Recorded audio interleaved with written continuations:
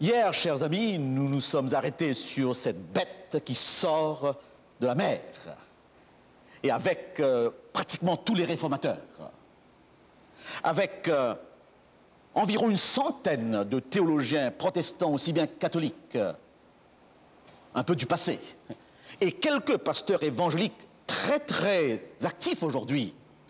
Nous sommes arrivés à la conclusion que cette bête s'identifie, je dis bien, au système politico-religieux de l'Église catholique. Et j'ai bien fait remarquer qu'il ne s'agit pas ici pour qui que ce soit de prendre offense à cela, car nous sommes devant une Église-État, une Église-nation, ce qui la différencie de toutes les autres églises. C'est la seule qui est soutenue par un gouvernement. Et je crois que nous voyons là déjà la valeur de cette indication prophétique. C'est une puissance différente des autres. Probablement, les détails qui nous sont donnés concernant cette bête ne sont pas partagés par tous ces commentateurs qui arrivent à une même identification. Je pense que lorsqu'il est dit qu'il espérera changer les temps et la loi, eh bien là, nous avons déjà une coloration très adventiste. Et nous voyons, n'est-ce pas, dans cet aspect des choses, le passage, le transfert du samedi au dimanche, qui est une initiative de l'Église. Nous le verrons encore dans quelques instants, avec quelques déclarations précises. Et probablement, dans la chronologie des 1260 jours, un temps d'étant la moitié d'un temps, qui aboutit, avons-nous dit, à 1798, probablement, dans cet aspect aussi, il y a une dimension de l'Église adventiste. Et c'est important. C'est important parce que l'autre bête dont il sera question ce soir apparaît après la blessure de celle-là. Et si je crois à cette chronologie, je dois donc chercher l'identification de l'autre après cette date, ou après, pendant cette période, voyez-vous. Parce que l'autre agira en fonction de la première. Et après que cette première ait été blessée. C'est à ce moment, dans ce contexte, que l'autre apparaîtra.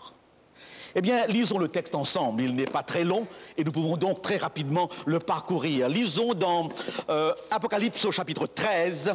Apocalypse au chapitre 13, à partir du verset 11. Apocalypse 13, à partir du verset 11. Eh bien, il est dit ici: « Puis je vis monter de la terre une autre bête qui avait 2 cornes semblables à celles d'un agneau et qui parlait comme un dragon. Elle exerçait toute l'autorité de la première bête en sa présence, et elle faisait que la terre et ses habitants adoraient la première bête dont la blessure mortelle avait été guérie. Elle opérait de grands prodiges, même jusqu'à faire descendre du feu du ciel sur la terre à la vue des hommes. Et elle séduisait les habitants de la terre par les prodiges qui lui étaient donnés d'opérer en présence de la bête, disant aux habitants de la terre de faire une image à la bête qui avait la blessure de l'épée et qui vivait. Et il fut donné d'animer l'image de la bête, afin que l'image de la bête parlât, et qu'elle fit que tous ceux qui n'adoreraient pas l'image de la bête fussent tués. Et elle fit que tous, petits et grands, riches et pauvres, libres et esclaves, reçussent une marque sur leur main droite ou sur leur front, et que personne ne put acheter ni vendre sans avoir la marque, le nom de la bête ou le nombre de son nom. C'est ici la sagesse, que celui qui a de l'intelligence calcule le nombre de la bête, car c'est un nombre d'hommes, et son nombre est 666. Très rapidement, relevons les détails. Cette bête sort de la terre. Cette bête a 2 cornes semblables à celles d'un agneau, mais cette bête ensuite parle comme un dragon. Cette bête est le porte-parole de l'autre bête. Cette bête est l'instrument de l'action, du message de l'autre bête. Tout le passage qui suit nous donne cette indication. Elle exerçait toute l'autorité de la première bête en sa présence. Et elle emmène tous les habitants de la terre.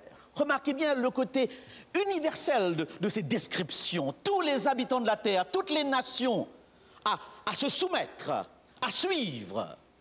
Elle anime l'image de la bête. En d'autres mots, eh bien, elle est le porte-parole, l'instrument l'agent de la première bête.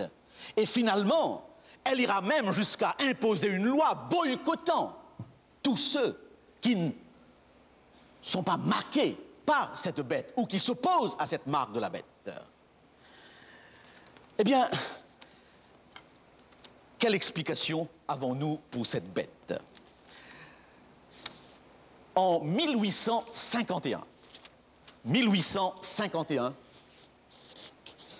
pour la toute première fois, J.N. Andrews, pasteur de l'Église adventiste, un de nos premiers missionnaires, c'est son nom, n'est-ce pas, qui a été donné à l'université Andrews, J.N. Andrews affirme qu'une seule nation correspond à cette description, et cette nation est les États-Unis.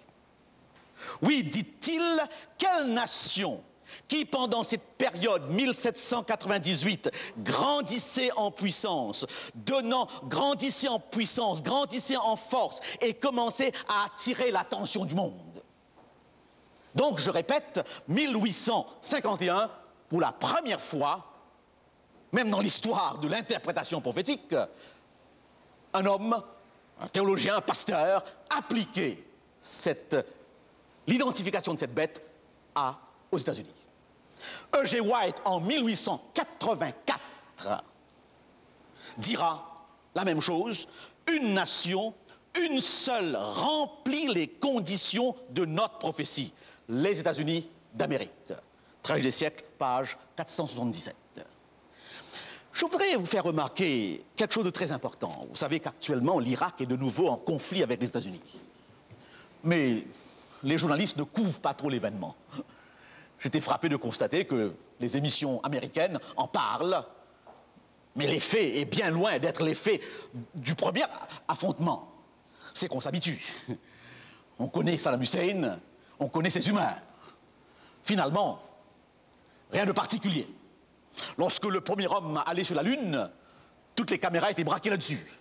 Et je me rappelle que la télévision était entrée à l'île Maurice et par rapport au décalage horaire, on s'est levés tous pour regarder chez un voisin. On n'avait pas de télévision. Eh bien, l'événement. Aujourd'hui, ces choses se passent sans même qu'on le sache. Donc, c'est très humain d'être étonné lorsqu'une chose a lieu pour la première fois et ensuite de perdre systématiquement l'intérêt parce que ça entre dans l'habitude. L'habitude. C'est une première réflexion. Une deuxième réflexion très importante.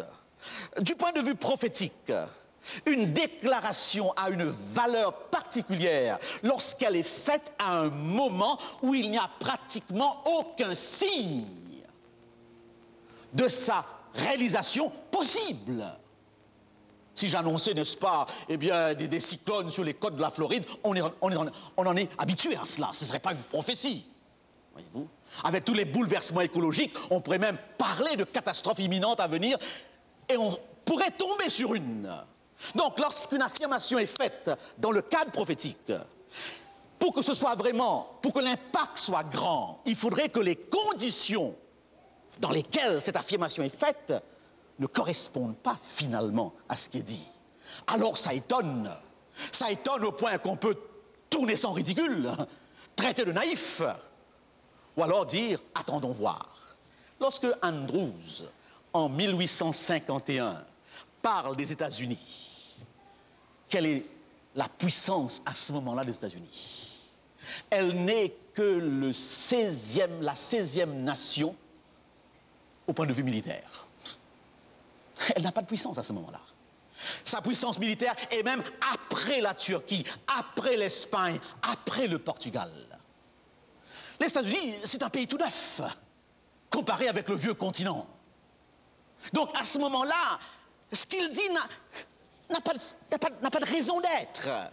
Parler de puissance, à ce moment-là, n'a aucun sens. Je crois que c'est important de le souligner. Et je le répète, un auteur disait, n'est-ce pas, à ce moment-là, elle se battait contre les Indiens. Pour montrer toute la différence, au point de vue militaire, entre ce pays et les autres pays européens. Donc, retenez cela, que c'est un petit peu une affirmation dans le vide. Voyez-vous, dans le vide. Deuxième chose que je voudrais souligner par rapport à cela. dire à ce moment-là, prévoir à ce moment-là que ce territoire fondamentalement protestant, encore plus protestant à cette époque-là que maintenant, serait un jour l'allié par excellence de la papauté, eh bien, c'était dire quand même quelque chose d'assez osé. Ceux qui sont là et qui ont vécu dans ce pays et qui vivent dans ce pays où l'Église a perdu sa puissance à peine il y a une trentaine, une quarantaine d'années, et savent très bien le préjugé, la barrière qui existait entre ces deux factions chrétiennes. Quelqu'un m'aurait dit que même dans son village, lorsqu'un protestant était à gauche, lui, il passait à droite. Voyez-vous ? Et ici, donc, ces souvenirs sont encore plus vivants que sur le vieux continent, où ces choses ont disparu depuis longtemps. Donc, dire à ce moment-là, même avec Mme White en 1884, qu'il y aura alliance, qu'il y aura coalition, que les États-Unis sera un petit peu le porte-parole de la papauté, c'était dire quelque chose de complètement inimaginable, de ridicule, finalement, par rapport au contexte de l'époque. Et lorsque mon père l'affirmait en 1960, il passait en effet pour un faux prophète. Parce que déjà, en 1960, on ne voit pas encore des signes de ce genre. En 60, l'Église catholique est encore très distante par rapport à l'œcuménisme, qui est une initiative protestante. Elle est devenue maintenant sous l'égide de l'Église. C'est en 62 que Vatican II va ouvrir la porte. Et je me rappelle, pour cette conférence particulièrement, il n'avait pas de support historique. Qu'en est-il 36 ans après? Qu'en est-il aujourd'hui? Eh bien, on va voir un petit peu si ces déclarations se tiennent. Mais faisons quelques applications, puisque nous avons déjà identifié le pays. Je fais remarquer, premièrement, elle monte de la terre, à la différence du premier qui monte de la mer. Et nous avons vu ce texte d'Apocalypse 17 où la mer représente les nations, les peuples dans une tension politique et autre. Elle monte de la terre et on pourrait tout de suite conclure que la situation est bien différente, situation de refuge, d'hospitalité, de tranquillité et même de peuples nombreux. Et je peux avoir un soutien biblique pour cela, parce qu'au chapitre 12, lorsqu'il est question, n'est-ce pas, de la femme qui est poursuivie dans le désert, poursuivie par le dragon, donc de l'Église persécutée, il est dit, n'est-ce pas, et les deux ailes du grand aigle furent données à la femme afin qu'elle s'envolât au désert vers son lieu où elle est nourrie un temps, 2 temps et la moitié d'un temps. Verset 15, et de sa bouche le serpent lança de l'eau comme un fleuve derrière la femme afin de l'entraîner par le fleuve. Et la terre secourut la femme. La terre secourt la femme. La terre donc symbole d'hospitalité, de refuge, de protection pour l'Église. Est-ce que cela correspond à ce pays? Mais ce pays a été bâti justement par tous ces chrétiens qui ont fui l'Europe pour trouver un lieu de refuge, un lieu d'adoration, un lieu de liberté religieuse. Et on le rappelle constamment que ce pays s'est fondé, et bien sûr cet événement, cette dispersion des chrétiens persécutés en Europe et particulièrement en France. J'ai lu un livre très intéressant à ce sujet, un livre très intéressant d'un historien qui ne voit pas son angle biblique, mais qui démontre clairement que l'exode des protestants d'Europe, et particulièrement de la France, a affaibli la France. C'était la crème qui partait, n'est-ce pas? C'était la crème qui partait, les intellectuels et autres. Et cet exode, finalement, fait que la France, jusqu'à maintenant, n'est pas à la tête des nations. Il y a eu là une ouverture, une perte de cerveau extraordinaire. Et cet historien reconnaît que l'événement, l'explication, se situe là. Voilà donc un premier élément très important par rapport aux États-Unis. Deuxième chose maintenant, en fonction de cette prophétie, toutes les autres bêtes sont des monstres, sauf le bélier et le bouc dans Daniel 8, et là nous avons vu le rapport avec les sacrifices et la fête des expiations. Cette fois-ci, l'animal n'est qu'un agneau. Et dans la parole de Dieu, particulièrement l'Apocalypse, l'agneau c'est qui? Jésus. Nous sommes donc avec une puissance qui, au départ, est fondamentalement chrétienne. C'est un agneau. Et l'agneau, dans l'Apocalypse, c'est le Christ. Donc, au départ, cette puissance est chrétienne. Et je dirais même chrétienne par rapport à l'autre bête qui, théologiquement, ne l'est pas, même si cela peut offenser. Cela peut offenser. L'Église romaine est plus mariale que chrétienne. C'est au travers de Marie que tout se fait, que tout passe. Il est vrai, le visage a changé depuis Vatican II. Et parfois, il m'arrive d'entendre, n'est-ce pas, eh bien, certains prêtres catholiques parler et d'avoir l'impression que ce sont des protestants qui parlent, là. Voyez-vous, puisqu'on fait allusion énormément à Jésus-Christ, voyez-vous. Mais dans le fondement de sa théologie, de par la corédemptrice que représente Marie et de par d'autres aspects, eh bien, elle n'est pas chrétienne, d'où l'importance, d'où l'émergence de la réforme qui a été un retour vers la Bible et un retour vers l'Évangile. Donc, c'est un peuple chrétien. Et ça correspond, encore une fois. Ensuite, il est dit qu'il parle comme un dragon. En d'autres mots, la situation change. Elle devient puissante, elle impressionne à un point où toute l'humanité est sous sa direction, sous son orientation. C'est ce que le texte sous-entend ici. Et là, on pourrait tout de suite se poser la question, est-ce que c'est le cas? Chers amis, en 1851, je le répète, lorsque Andrews l'appliquait, il n'y avait aucun signe de cela. Mais aujourd'hui, tout le monde, personne n'ignore que nous sommes sur le territoire en Amérique du Nord de la puissance la plus forte qui existe au monde. Et la guerre du Golfe, justement, a permis à tout à chacun de le sentir au point que Giscard d'Estaing le déclarait, c'est la seule puissance qui reste. Yasser Arafat le déclarait, c'est la nouvelle Rome. Et Thatcher disait, vous êtes un peuple de destinée. C'était un tour de force que de réunir environ 25 pays européens, arabes, contre des pays arabes, contre un pays arabe. Et je vous rappelle que psychologiquement et historiquement, les Français, les Belges, que sais-je, n'ont pas toujours été les alliés des Américains. Il y a toujours opposition là. Les Anglais ont toujours été de fidèles serviteurs des États-Unis. Il n'y avait aucun étonnement qu'eux soient les premiers à joindre la coalition. Eh bien, cette capacité de rassembler a fait, juste après la guerre du Golfe, au niveau mondial, la reconnaissance que ce pays demeure malgré tout actuellement la plus forte de toutes les puissances. Et quand je vois que même le problème yougoslave, qui n'est pas encore réglé, a trouvé une forme de règlement par l'intervention, non pas des diplomates européens, mais par encore celui des États-Unis. Qu'est-ce qui se manigance en dessous? J'ignore, ce n'est pas mon domaine. Mais une chose est certaine, elle dicte la conduite du monde. Donc nous sommes à une période de l'histoire où l'autre puissance, qui était la puissance égale, à savoir la Russie, n'est plus. Est-ce qu'elle reviendra? On le verra. Mais c'est les États-Unis. Et c'est pour cette raison que les États-Unis ont beaucoup plus peur de la Chine qui grandit, et bien que les États-Unis qui s'est éteint. Alors donc, déjà là, le passage de l'agneau au dragon se comprend, s'explique. Puissance extraordinaire. Mais ce qui nous intéresse surtout, par-dessus tout, c'est ce rapport entre l'Église et les États-Unis, suivant cette prophétie. Les États-Unis deviennent le porte-parole, l'agent. Et j'étais très, très intéressé dans mes recherches à me demander si Andrews et E.G. White, en 1851 et en 1884, sont les seuls au monde à avoir pressenti ou à avoir ce type d'intuition.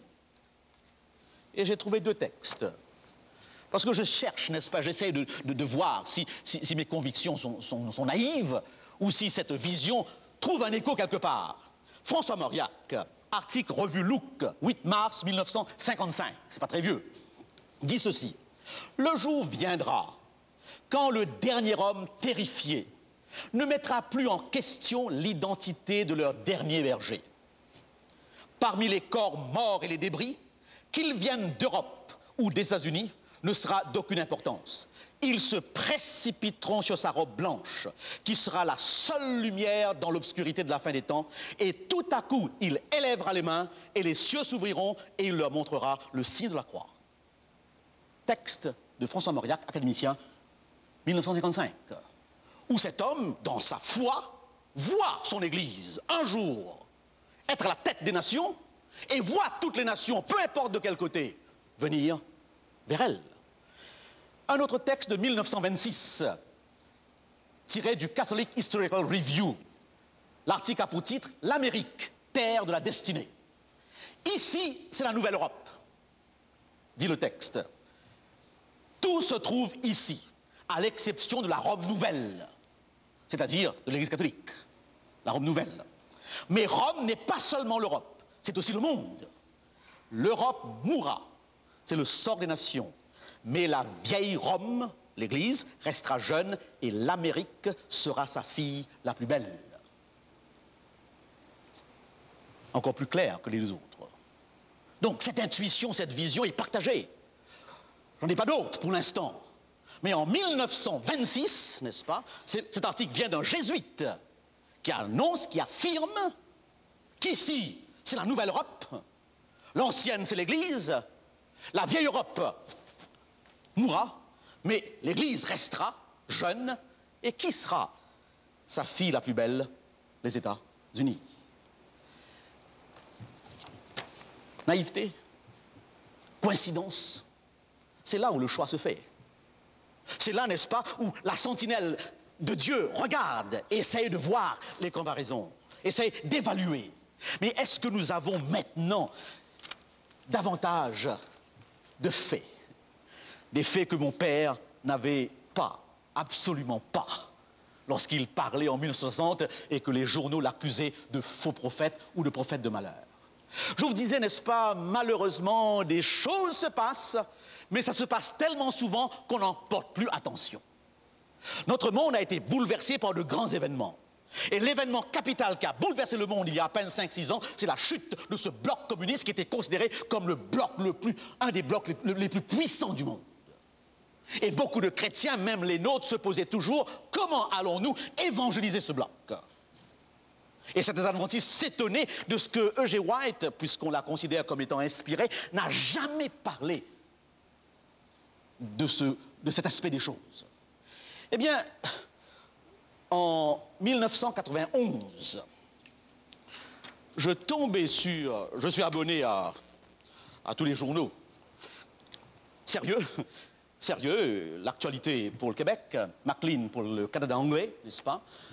Time, Newsweek pour les États-Unis, le Nouvel Observateur, Le Point, l'Express pour la France.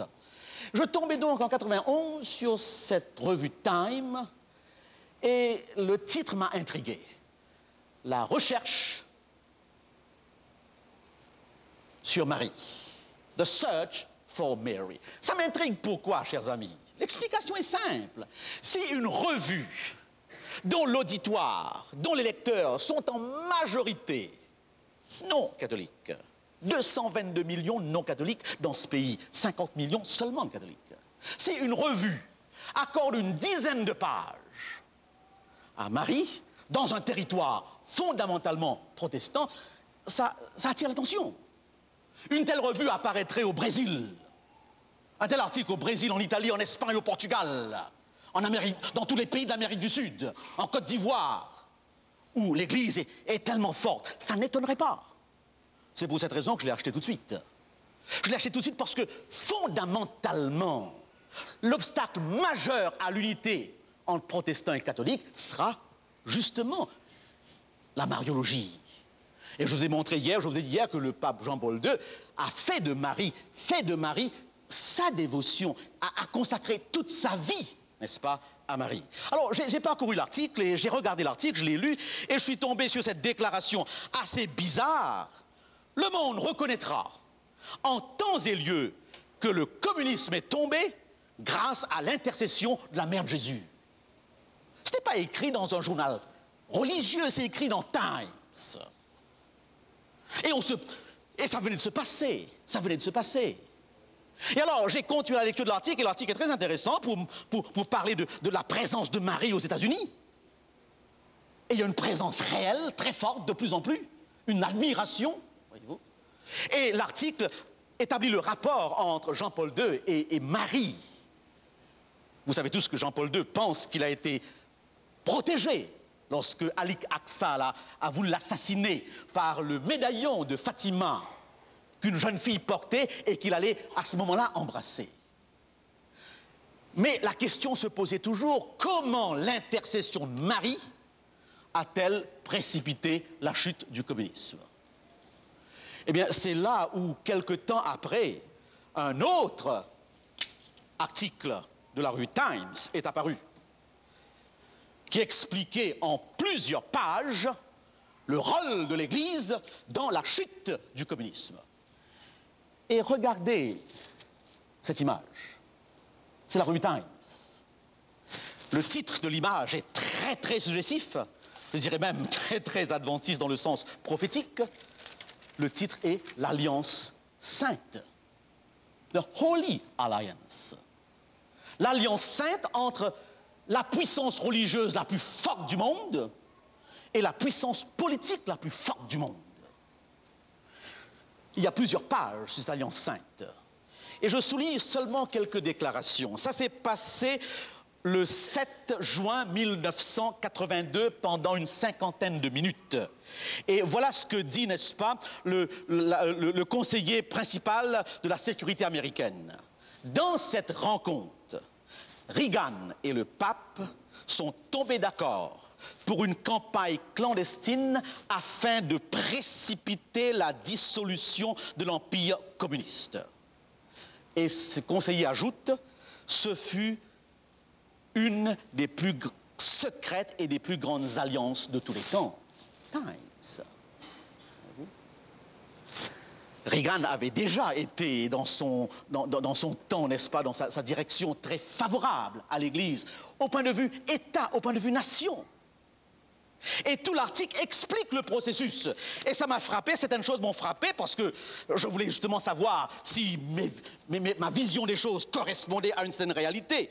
Bien sûr, dans cette rencontre, qui formait partie de l'équipe catholique?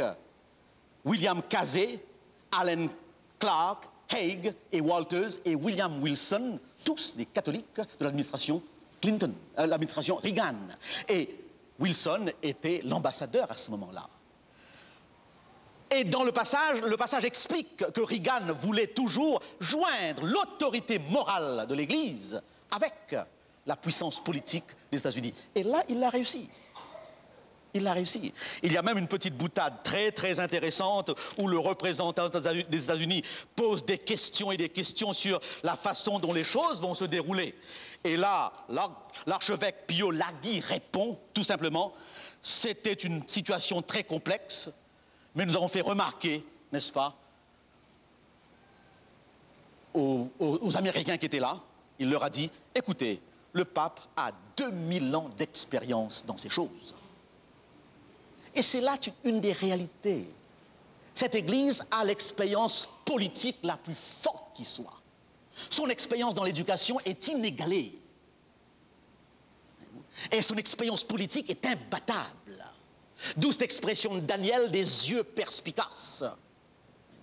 Oui, 2000 ans d'expérience, là. Ils n'ont pas envoyé des armées. Non. Mais comment est-ce qu'ils l'ont fait? Je l'ignore. Mais aujourd'hui, tout le monde reconnaît et affirme, même Gorbatchev l'a affirmé, que la dissolution de l'Empire communiste a été le résultat d'une intervention, je ne sais à quel niveau, de la papauté. André Frossard, celui qui a publié avec le pape le livre « N'ayez pas peur » dans Paris Match, intitulé en grand titre, c'est le pape qui a vaincu Lénine. C'est quelque chose d'admis. Alors, chers amis, si nous voulons voir la chose avec réalisme, si, ce qui m'a étonné, c'est qu'il n'y a pas eu de réaction. J'étais très surpris de voir qu'il n'y a pas eu de réaction. Parce que d'habitude, tous les articles de Times, il y a une page de réaction au départ de l'article. Et il y a eu un tout petit filet de quelqu'un qui a écrit et qui disait, si Luther savait cela, eh bien, il serait renversé dans sa tombe. Mais d'une manière générale, ce fut le silence complet. Le Toronto Star a commenté légèrement. Pourquoi fallait-il commenter? Mais c'est quand même quelque chose d'extraordinaire. Que ce bloc si fort soit tombé sous l'impulsion de l'Église. Que l'Église ait joué ce rôle. Et le commentaire aurait pu être aussi acerbe parce que dans la Constitution américaine, la séparation de l'Église et de l'État est quelque chose de fondamental. Cette Constitution affirme, je paraphrase, que l'État ne va pas s'ingérer dans les affaires de l'Église, de n'importe quelle Église, et vice-versa. Et là, vous avez apparemment une violation flagrante de cette Constitution. Mais la réponse pourrait être donnée, comme l'a fait Dan Quayle, qui était vice-président de Bush. Notre relation avec l'Église est beaucoup plus la relation avec l'État du Vatican. C'est un État. S'il y a échange d'ambassadeurs, s'il y a échange diplomatique, c'est à partir de ce statut d'État. D'où l'ambiguïté, d'où la contradiction, d'où le mystère de l'iniquité. Eh bien oui, c'est sous cet angle seulement que cette relation peut s'établir. Alors, on pourrait se poser la question, si le bloc le plus solide qui ait jamais existé, n'est-ce pas, et qui faisait peur à tout le monde, est tombé sous la coalition de ces deux puissances, temporelles, religieuses et politiques, qu'est-ce qui pourrait empêcher que d'autres choses se passent? Qu'est-ce qui pourrait empêcher que d'autres initiatives soient prises? Et dans cet article, l'ambassadeur des États-Unis, n'est-ce pas, sur une page, expliquait comment, c'est l'ambassadeur Wilson, n'est-ce pas, comment plus d'une intervention des États-Unis dans un pays de l'Amérique du Sud doivent toujours recevoir l'approbation de l'Église. Et plus d'une intervention, pour des raisons de valeur morale, de valeur religieuse, même financièrement, ont été bloquées parce que ça ne correspondait pas avec la visée de l'Église, car ces pays sont fondamentalement sous l'égide de l'Église. En 1851, dire une pareille chose aurait passé pour la folie. Et aujourd'hui, c'est chose courante.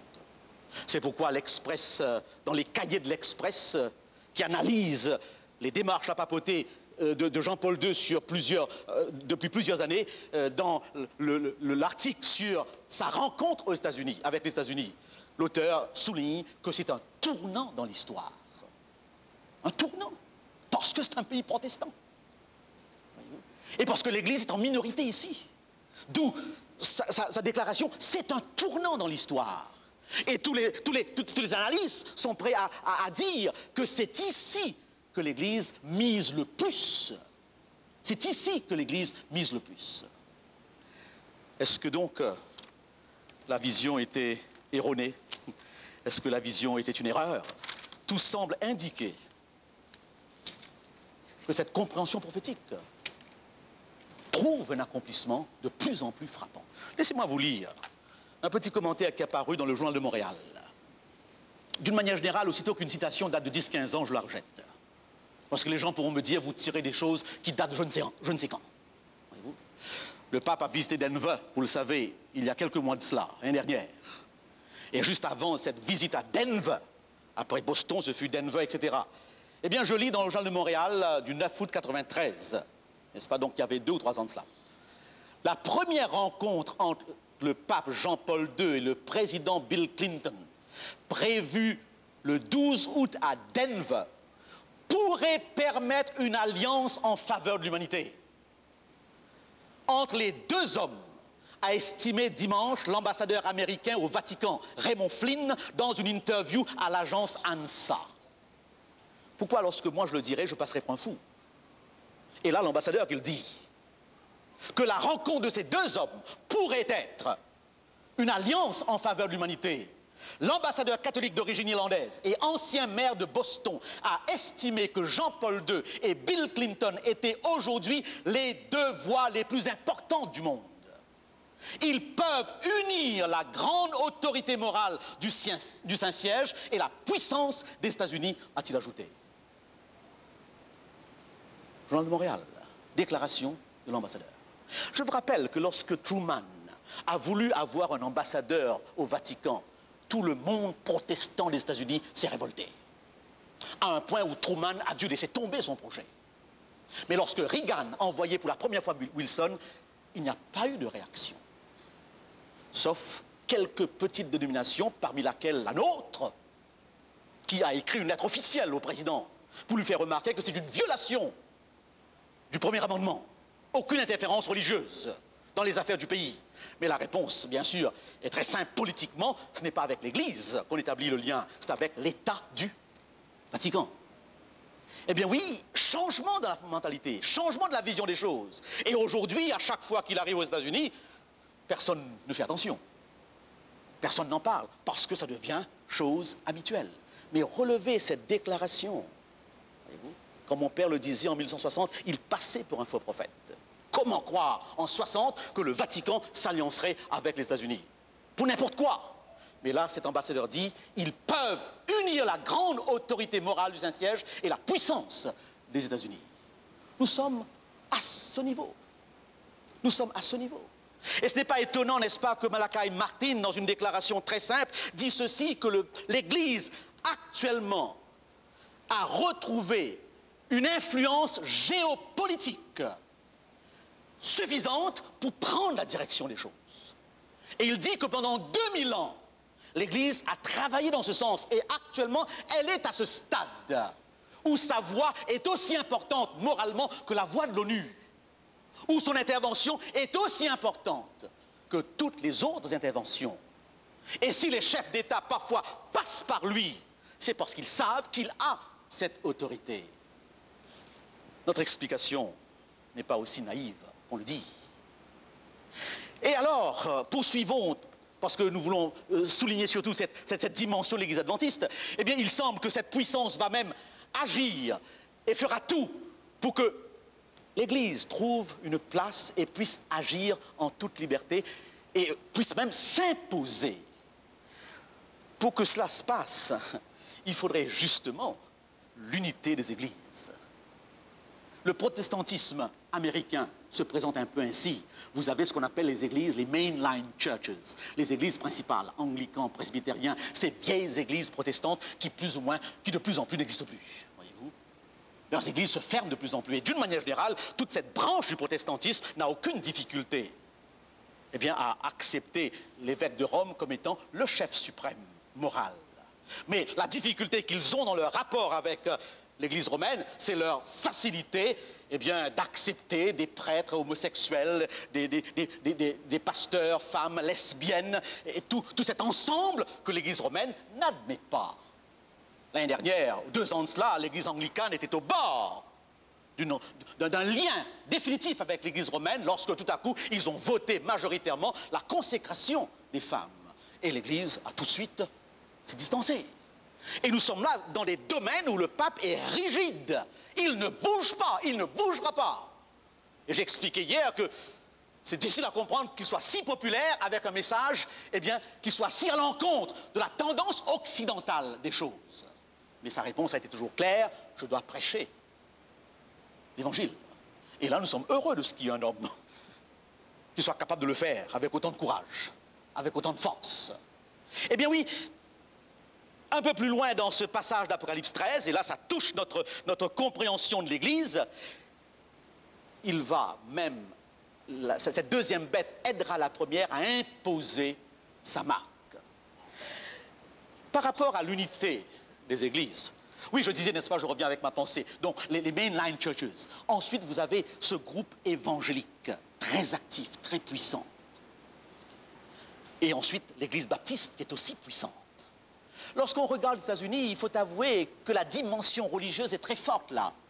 Tout passe par cette dimension. L'électorat religieux aux États-Unis peut basculer les choses dans un sens comme dans un autre. Reagan a dû rectifier ses dires sur la création, sur la prière dans les églises, afin de faciliter son élection. Ce sont des chevaux de bataille dans la complexité des États-Unis. Eh bien, ces évangéliques représentent une faction extrêmement importante et c'est eux, en grande partie, qui sont à la tête de ce que nous appelons la majorité morale ou la coalition de droite, qui rassemble tous les chrétiens qui voudraient sauver l'Amérique de sa déchéance morale en luttant contre l'avortement, contre l'homosexualité, contre le mariage des homosexuels. Et à chaque fois que ces choses ont lieu aux États-Unis, la tension est grande. Les Européens n'arrivent pas à comprendre pourquoi c'est si grave par ici. C'est qu'il y a une dimension religieuse très forte à la base de tout cela. Eh bien,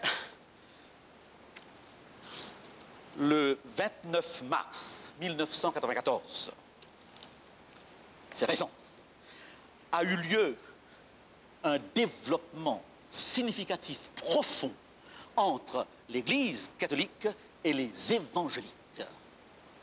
Le 29 mars 1994, environ une trentaine de pasteurs évangéliques, et parmi Chuck Colson, Robertson, ces hommes que nous voyons constamment à la télévision, avec le cardinal O'Connor, très connu, et le catholique Peter Kreeft, d'une manière inofficielle, ont bâti tout un plan pour pouvoir évangéliser l'Amérique sans aucunement empiéter les uns sur les autres.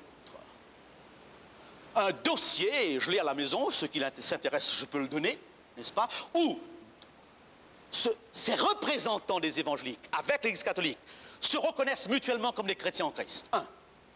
Deuxièmement, décident de ne pas faire du prosélytisme dans le camp adverse, de ne pas voler les brebis. Cette rencontre vient après le scandale qui a éclaté en Amérique du Sud, où l'Église romaine a été très très dure à l'égard de tout ce qu'elle appelait les sectes évangéliques. Cette rencontre a eu lieu, et le texte est très long, en 25 points. Et cette rencontre a pour titre, n'est-ce pas, le texte a pour titre « La mission chrétienne au 3e millénaire, évangélique et catholique ensemble ».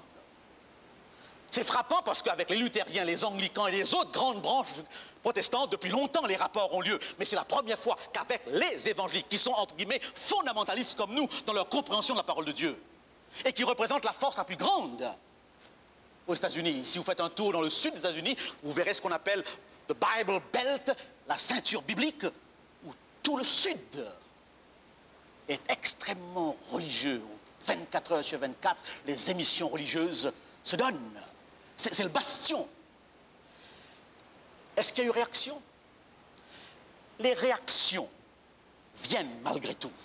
Et j'ai entre les mains le livre du pasteur John MacArthur, pasteur évangélique, qui dirige une très grosse église, Grace Church, et il parle sur la station WCHP chaque dimanche.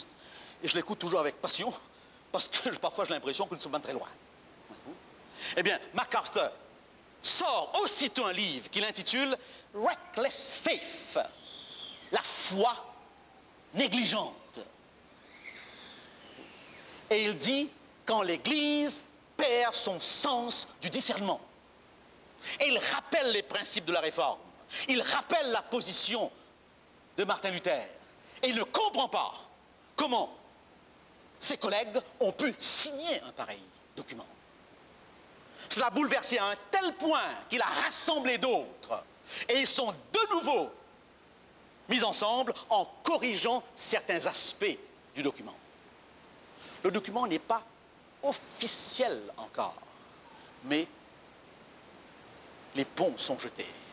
Et c'est dans la perspective du grand jubilé, je lisais encore un article ce matin, que le pape voudrait que ce jubilé se déroule soit au Sinaï, soit à Jérusalem, et rassemble non pas seulement les chrétiens, mais rassemble aussi musulmans et autres. C'est l'objectif majeur au 3e millénaire, dans le jubilé, qui est annoncé l'unification des églises. Mais je vous ai lu son encyclique hier soir, où c'est clair que c'est une unité dans les conditions de l'église.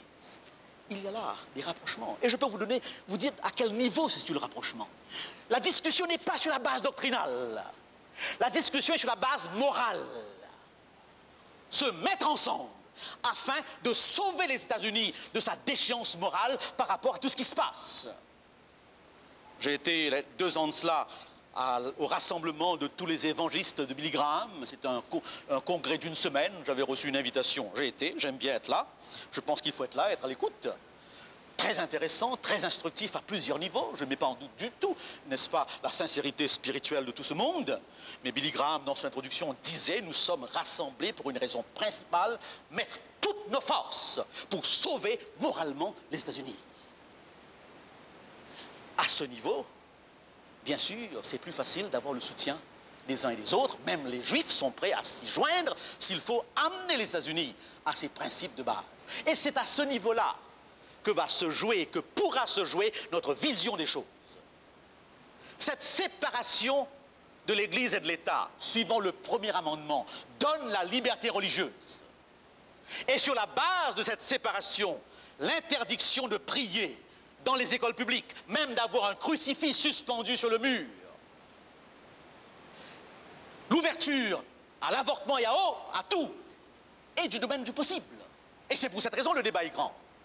Et vous avez tout un lobbying, vous avez tout un mouvement, ça se comprend, pour que ce premier amendement ne soit pas interprété dans ce sens. Parce que, pour pouvoir justement, et le rappel constant que ce pays, malgré tout, est un pays chrétien. Le même problème s'est posé en Allemagne il y a à peine 2 ou 3 mois. Il y a eu un mouvement laïque pour que les crucifix soient enlevés des écoles. Et alors il y a eu réaction des chrétiens de l'Allemagne. Et ils ont rappelé que même s'il y a la liberté religieuse, ce pays est catholique. Un point, c'est tout. C'est la bataille qui a lieu actuellement. Et j'ai à l'esprit l'intervention de notre cher M. Mongrain. Et c'est très intéressant ce qu'il a dit il y a quelque temps de cela, lorsque ce fut la bataille du foulard. N'est-ce pas? La bataille du foulard. J'ai écouté son émission. Et il disait, voilà, nous, on a tout enlevé. On a pensé que le petit Jésus, c'est plus important. Prier, c'est plus important.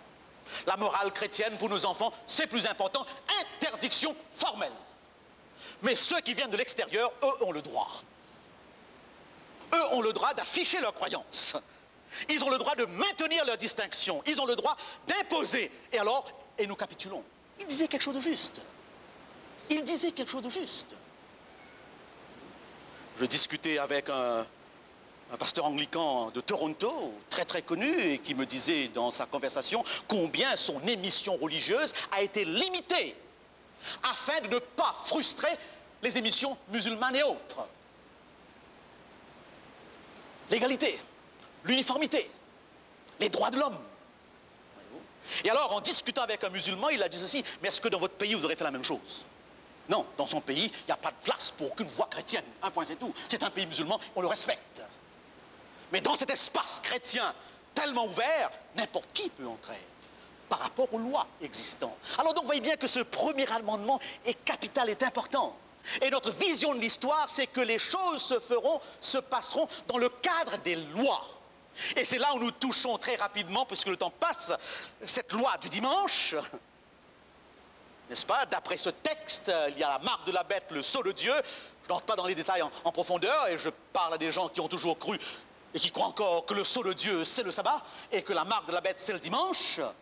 Et on pourrait se demander comment cette loi pourrait être imposée dans un contexte comme les États-Unis. Mais je voudrais juste vous lire cette déclaration que m'a donnée le pasteur Morosoli juste avant. Et c'est très intéressant parce qu'il date de 1995. Cette déclaration vient du Catholic Newsletter. Et cette déclaration dit ceci: peut-être la chose la plus révolutionnaire que l'Église ait jamais faite au 1er siècle fut le passage, le changement du sabbat au dimanche. Le 1er siècle, c'est une petite erreur historique.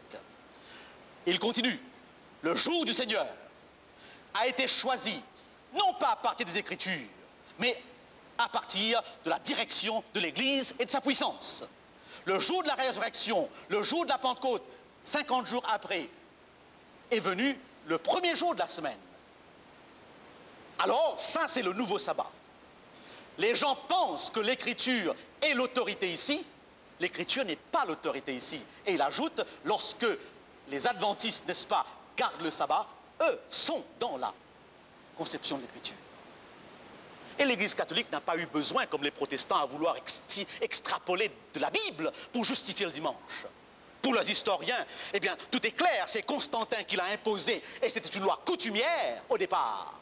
Ensuite, l'Église lui a donné une dimension religieuse avec saint Thomas d'Aquin, qui le premier va interpréter la loi constantine dans une dimension religieuse.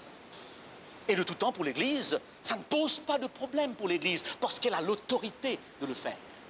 Eh bien donc, dans notre vision des choses, vient un jour où cette marque est imposée.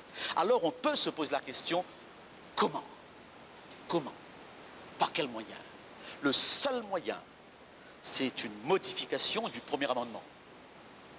Et le seul moyen, c'est par le truchement de la loi légale, à un niveau social.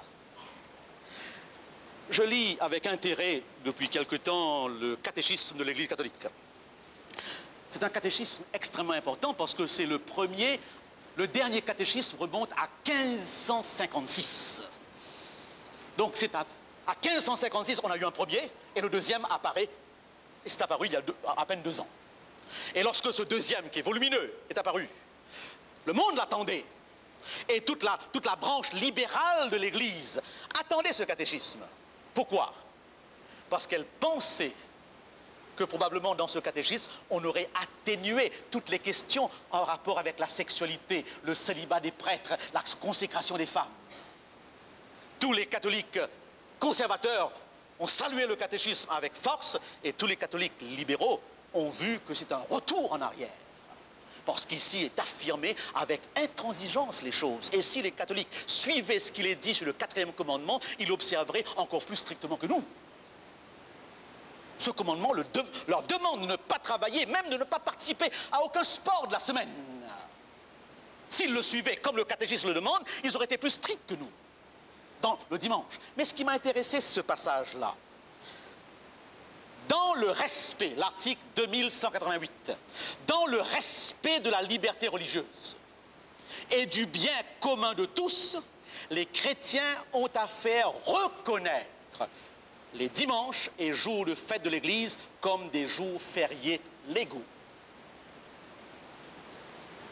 Je ne sais pas si vous sentez la force de ce texte.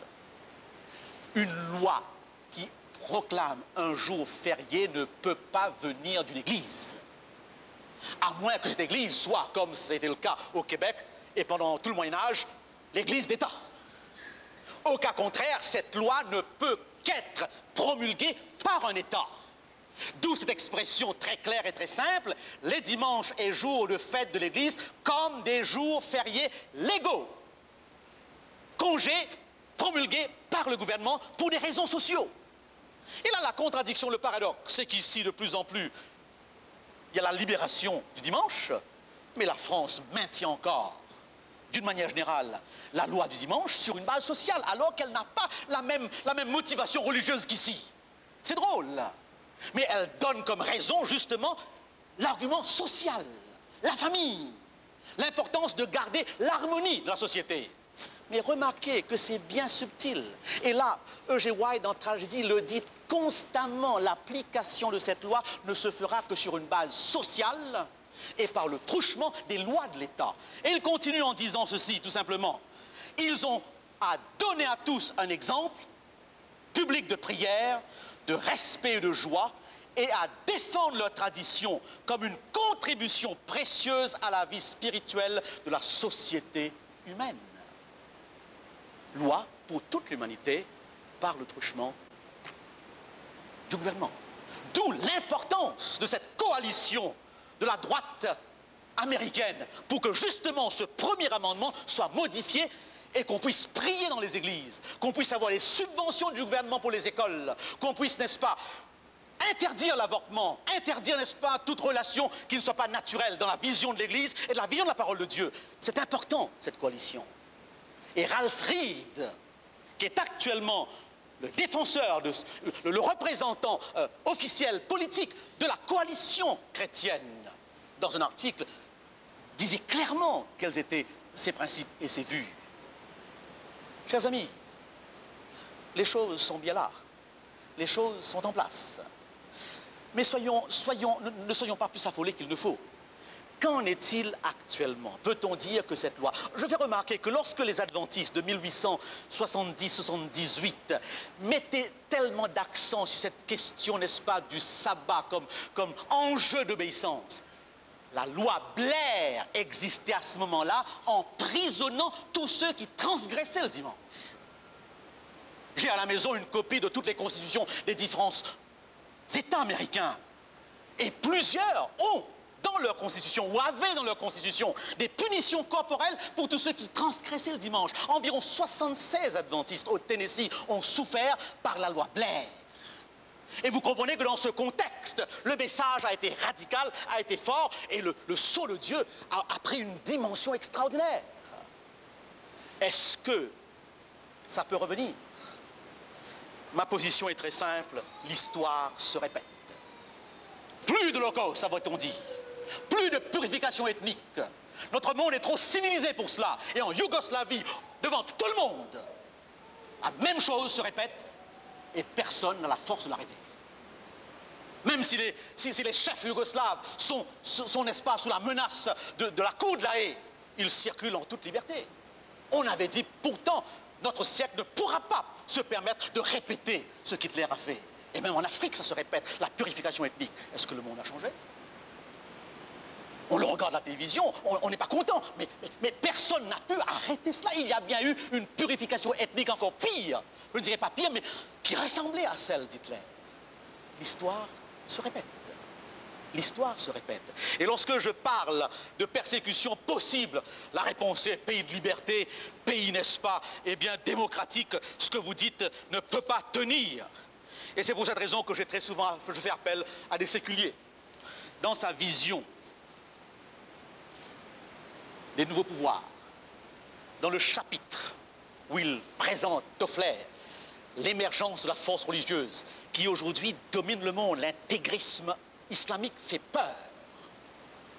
Et ça fait trembler, n'est-ce pas?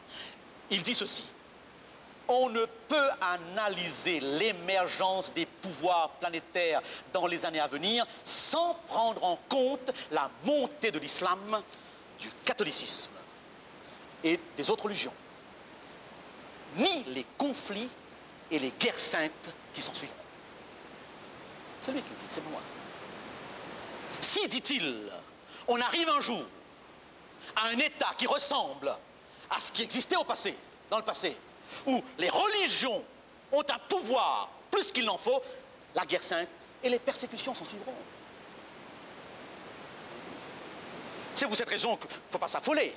Mais c'est l'histoire qui va se répéter. Et je rappelle ici, de manière très très simple, à chaque fois que dans l'histoire, une église a été à la tête d'un gouvernement, elle a persécuté, qu'elle soit catholique, qu'elle soit protestante. Et même si elle était adventiste, elle l'aurait fait. Si notre église minoritaire devenait un jour l'église d'État, elle persécuterait autant que les autres. L'église romaine l'a fait.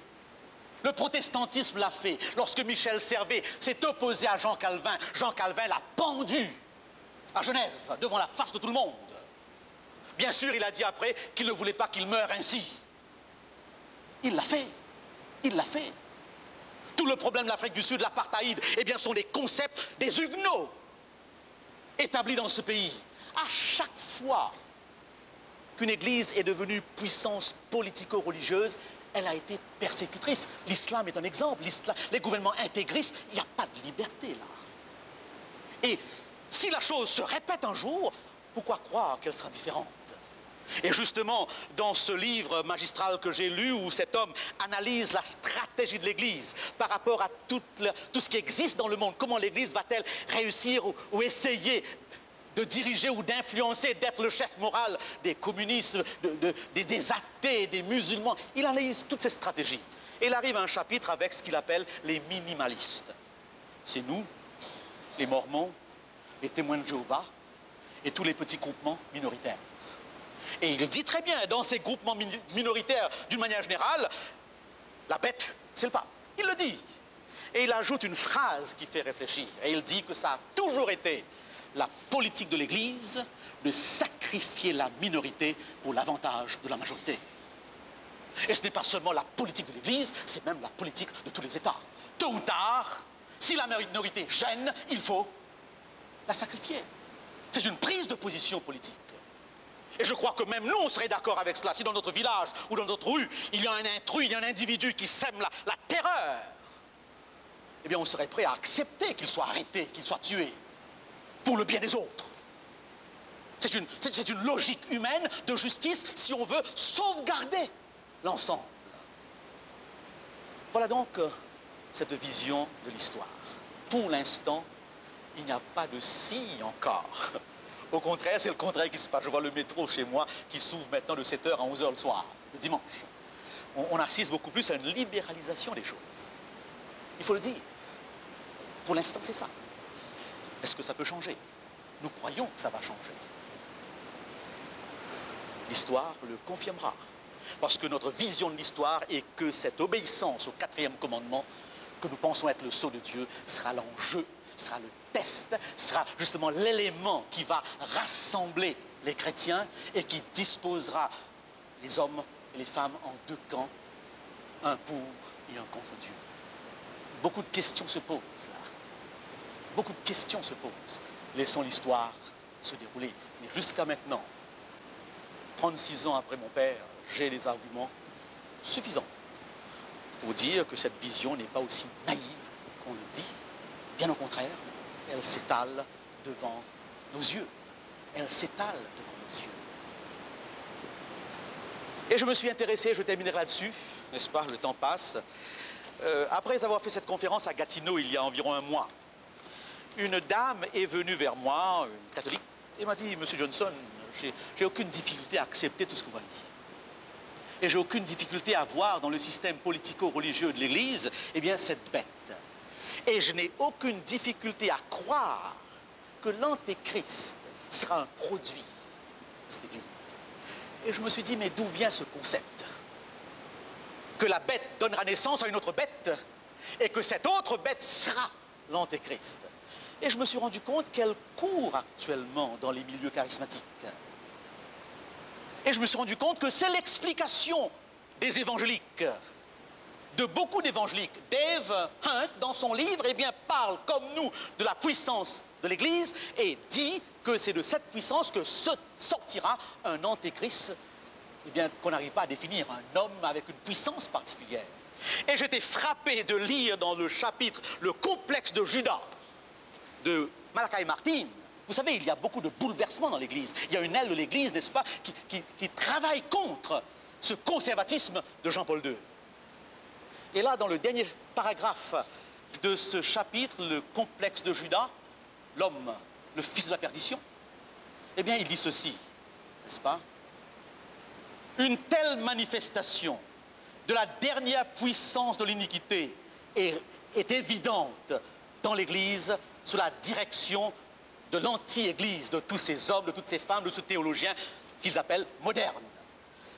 Sûrement oriente, au moins au départ, le début de l'apostasie générale annoncée par Paul lui-même et insiste sur le prélude climatique qui permettra à l'Antichrist de faire son apparition.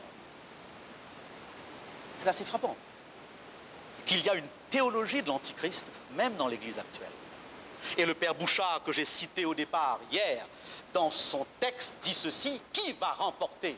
Est-ce que c'est ce pape conservateur, le bon pape, Jean-Paul II, ou est-ce que ce sont justement ces forces qui, dans l'Église, essayent de faire entrer les valeurs modernes et les valeurs antichrétiennes? Et pour lui, l'histoire le confirmera ou le dira. Chers frères et sœurs, chers amis, soyons sûrs et certains que nous ne voulons pas tomber dans la folie, dans la paranoïa, n'est-ce pas, des signes, des temps ou des choses pareilles. Mais les tendances, les mouvements, je dis bien tendances et mouvements, qui se dessinent dans notre monde actuel, je ne dirais même pas à l'horizon, actuellement, va dans le sens de notre vision de l'histoire. Je vous inviterai à repenser, à revoir, à l'étudier en profondeur. Car c'est cette vision de l'histoire qui a donné sa force à l'Église adventiste. Cette vision de l'histoire qui a rempli les bancs de l'Église adventiste. C'est cette vision de l'histoire où ce quatrième commandement est en jeu, où l'adoration est en jeu. C'est cette prédication qui a donné l'impulsion à cette Église. Et si aujourd'hui on a un petit peu l'impression qu'elle perd son identité, elle perd sa raison de base, on constate aussi qu'elle perd de son influence et qu'elle meurt. Au moment où un peuple, un individu n'est plus sûr de son identité, ou n'a plus d'identité, il disparaît dans la masse et n'a plus d'importance. Un pasteur méthodiste que j'avais rencontré l'année dernière me disait ceci: je ne comprends pas. On s'est unis avec différentes églises, l'Église unie. On s'est unis avec différentes églises, pensant que cela nous donnerait davantage de force dans notre témoignage. Mais on constate que depuis, on a perdu pratiquement tout le monde. Et lui me disait qu'il faudrait peut-être, tout en respectant les uns les autres, affirmer notre identité. En effet, s'il n'y a plus d'identité, il n'y a plus personne. L'Église unie fait la triste constatation actuellement. Toutes ces églises se vident et nous les louons. Plus d'identité, amalgame. Finalement, plus de direction. Que Dieu nous bénisse, que Dieu nous aide à y réfléchir et que nous puissions être ou devenir des adventistes qui soient convaincus de leur message. C'est une question d'honnêteté, une question de sincérité, où nous ne sommes pas de ceux qui clochent de deux côtés et qui savent exactement les choses qui vont se passer. Mais ce n'est pas un message affolant, bien au contraire,